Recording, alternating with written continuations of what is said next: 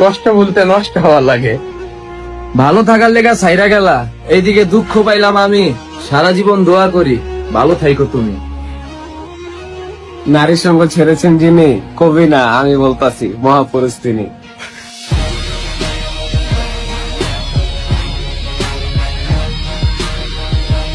রাগ কইরো না, একটা বাস্তব কথা বলতেছি।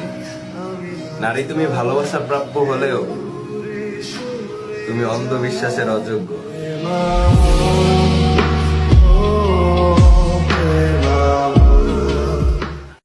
আজ সত্যি তোমার আমি প্রচন্ড ঘৃণা করি, ভালোবাসি না একটুও না।